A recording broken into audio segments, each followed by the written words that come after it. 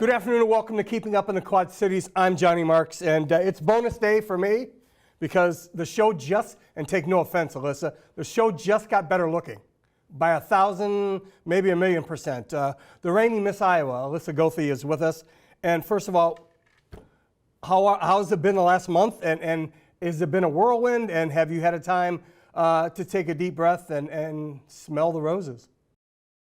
It's definitely been a whirlwind. That's the word I typically use to describe this experience. It's been so rewarding. I've been in this program now for 13 years.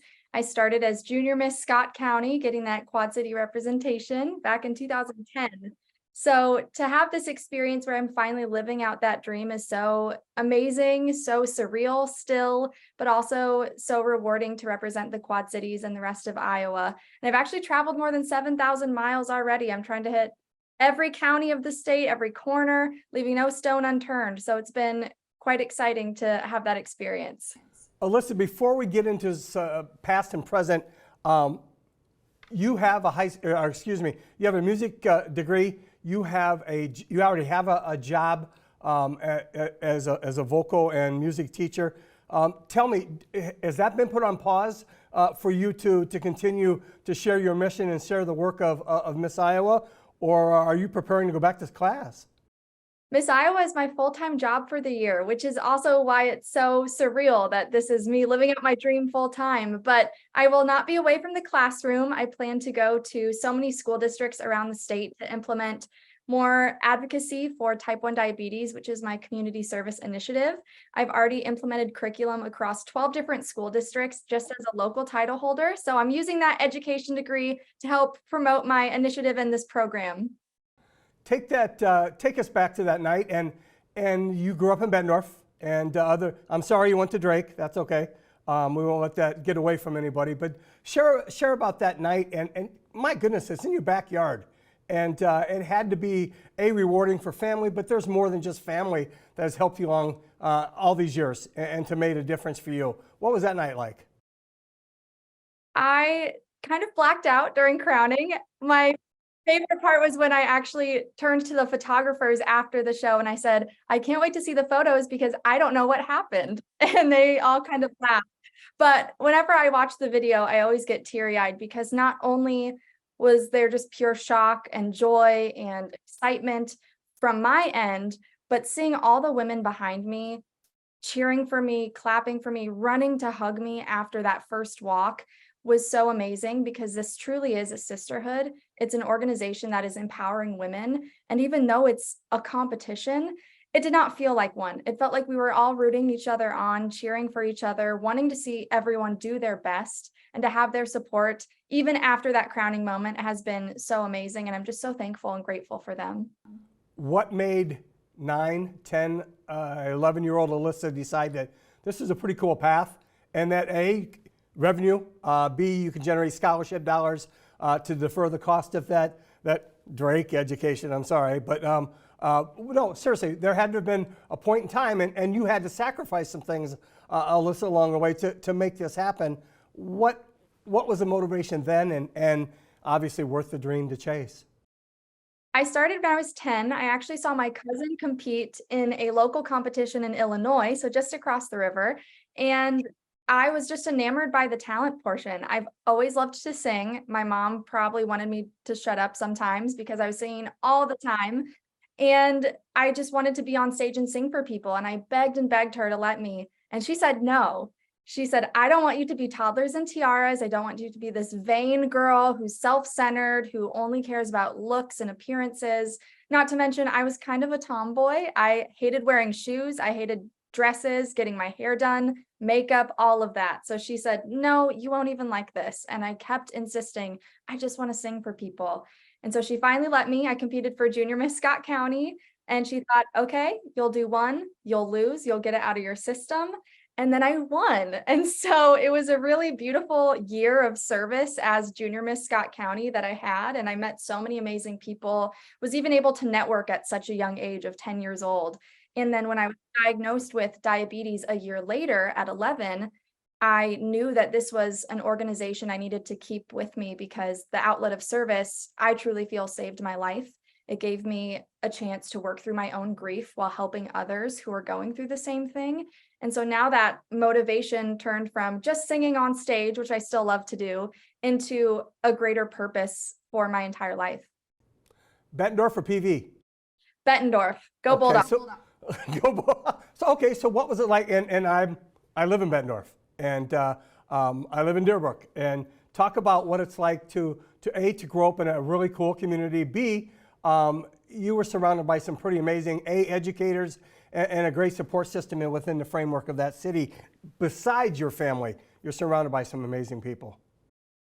Definitely. Bettendorf was an amazing place to grow up. I truly felt like I gained so many valuable skills and lessons from living in the Quad Cities because, yes, we are not the biggest town. We are a small town, but there's so many opportunities, especially with the arts, which is, again, what catapulted me to competing and ultimately becoming a music teacher because I had some incredible music educators, excuse me, that encouraged me to accomplish all my dreams and goals, whether it was performing or mentoring other people. And that has served me well as Miss Iowa. And with Miss Iowa being based in Davenport, being held at the Adler Theater, having so many incredible sponsors that we are fortunate to have, it's amazing to have that community support and connection already so I can continue to build and expand what's already an amazing support system. I bet it was a pro Gothi house that night. That's very, very cool. I love that part. Talked about Alyssa being 11 years old and as you said, tomboyish and running all over the place and enjoying everything that come with life. And then you're throwing a bit of a curveball. It's more than just a bit of a curveball. It's a life-changing, life-altering curveball. How did you handle when you found out your family handled it? How'd you find out? How'd you handle it? And how has that allowed you? It's a job every day to maintain what you have to maintain to have perfect health. So talk us through that. Diabetes is definitely a 24/7 disease. I'm glad you mentioned that. We get no breaks. There's no vacation time. When I take off my crown and sash and I'm just Alyssa, it's still a diabetic. I don't get to take off my continuous glucose monitor and no longer worry about being a diabetic or not. So it's something I'm always striving to be better at. It's something I'm always advocating for. And when I was 11, being diagnosed, it was my very first week of middle school. That very first Monday as a sixth grader, which is already a trying time. I teach middle schoolers, so I know going back. So it was really difficult because I had never felt so isolated or so lonely. I was the only diabetic in my graduating class until I graduated from Bettendorf in 12th grade. And no one really understood what I was going through every day. And I was unfortunately bullied for it. I had teachers who didn't fully understand what it was like and what I had to do. I always had to advocate for myself, which is not an easy thing to do at 11. But I was very fortunate that my father is also a type 1 diabetic. He was diagnosed when he was 13. So we caught it extremely early and we knew the signs and symptoms. So I didn't have too many health complications involved. I still had to stay at the University of Iowa Children's Hospital for 3 days, which was really difficult. Again, that start of middle school. But I had a support system within my own family that was able to help me when no one else at school could understand me. And then I was also very fortunate in the hospital to be visited by our local Quad Cities chapter of the Juvenile Diabetes Research Foundation. And they just provided a community and a family that I didn't even know I needed. And that helped me get involved right away. It was actually the second day in the hospital, I turned to my mom and I said, I don't want other people to feel the way that I feel. I want to make this my community service initiative. I knew since I was competing, I was going to have this be a big part of my life and it became my purpose. Wow. I love that. Phenomenal answer. Beautiful. Of course, it is a challenge every day. As you said, there's no way to take a day off, and you're not hanging out at Whitey's too often as being a Bettendorf person. Talk to me when you look in the eyes of a young person who, and 11 for you, 10 for you, and share that. What's your message to them, that young person dealing with who might have just found out, or who's dealing with diabetes, that it wasn't a death knell for you, that you could live a constructive, productive life and live it right? How do you address young people with that? I love working with diabetics, especially newly diagnosed diabetics, because I needed someone like Miss Iowa when I was younger. I never saw a diabetic Miss Iowa. I've never seen diabetic title holders, at least in our state. So to be that representation is so important. And I really have advice that's twofold. So number one, I tell them and really emphasize that they can lead a life of success no matter the obstacles thrown their way. I thought my life was over when I was diagnosed. I felt like I could not achieve my dreams anymore. I felt like I was going to live this really challenging life where I couldn't achieve all of the things I wanted to. And I've defied every thought I've had when I was diagnosed at 11 by becoming Miss Iowa, by graduating with honors, summa cum laude from Drake University, from living the life that I live. And showing them that with and without the crown on is so important and impactful. And the other piece of advice I give is to get involved right away, because that community and support system is vital in feeling like you can thrive and lead that life of success. When did that corner turn for you, Alyssa? Was it week 2 in sixth grade? Was it week 3 in sixth grade? You seem to have some things in order mature-wise. We're not always as mature at 11 as you are now, but talk about when did that corner turn? I'd be lying if I said it just happened in an instant, because this disease, with it being 24/7, it is a roller coaster at times.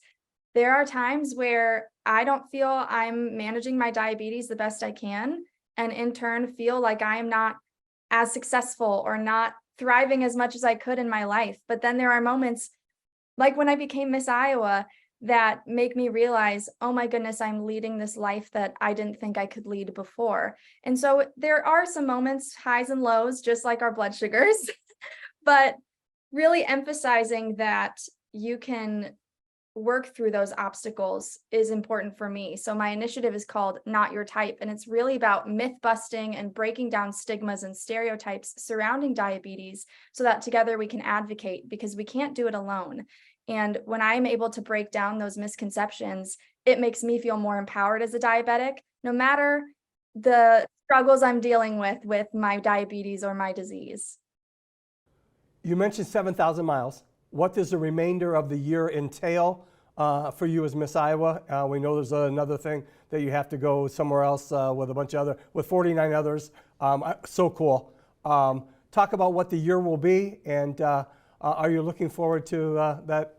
And please excuse the word pageant. That's always driven me nuts. And competition. I just think it's a gathering of bright, intelligent young people looking to share and help the world. So I struggle with stigmas in that area. Plans for that weekend or that week, and then talk about what the year will be for you. Well, I love that you mentioned that it is not a competition or a pageant, because it really is a gathering that is celebrating and empowering so many women from across our country. And to get to be one of those women is still so wild to me. I almost don't believe it. I have Miss America orientation in September, and that's probably when it's going to feel the most real. But I'm so excited to just meet all of these women and how we can lift each other up, because I don't know how those judges are going to choose just one of us to represent the whole country. So lots of Miss America preparation and trying to represent Iowa the best I can. But in terms of the year of service, it's really getting those miles in to find and represent every single county up on that stage. Miss Iowa is based in the Quad Cities, and often I feel like we don't get to reach out to the western parts of the state or up north or way down south. And so getting to reach every single county, every single region and area of our state to ensure that they see a Miss Iowa and understand the benefits that come with competing and being a part of this organization is one of the most important aspects of my reign and the legacy that I want to lead. And please excuse if I say there's an ending to this, because I from what I gather, I think you'll always be reaching out to deal with people and trying to help them, whether it be through your platform or the Miss Iowa or contestants who choose that. Is there a career path? Does it include music? And do you want to go back and teach when everything takes a deep breath and you can find focus in that area? I love working with young people and working with students. My mom is also a kindergarten teacher. She works in Davenport. She's a saint.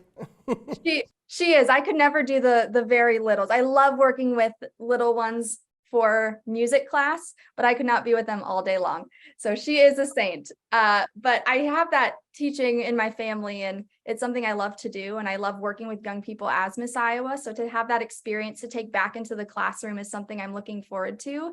But I'll, of course, keep advocating for diabetes. And I already have international partnerships with a lot of diabetes organizations that I'll continue to work with, whether it's a job opportunity or it's volunteer. Will that be in Des Moines, Alyssa, or are we coming back to home for a while? Right now, I'm splitting my time actually between Des Moines and the Tough Quad question. Cities. So it is a little bit tough, but I'm open to any opportunities that are there for me. So if that means coming back to the Quad Cities, working for my alma mater, that would be amazing. But there's so many opportunities in Des Moines as well. And as a somewhat recent graduate of Drake University, I do love still supporting my Bulldogs up there. I need to go talk to Mr. Skillet, see what we can do about finding that music position back at Bettendorf. Aside from family, Alyssa, who's had the biggest impact on your development, career, path? Please excuse the word career because it's just in its infancy and it's growing strong. Who's been the biggest influence and why? In terms of my career, I would have to say my high school music teacher, Miss Cooper. She no longer works at Bettendorf. She's now a principal, which is amazing, but she is the one who really ignited that passion for music and made me believe that I could become a music teacher one day.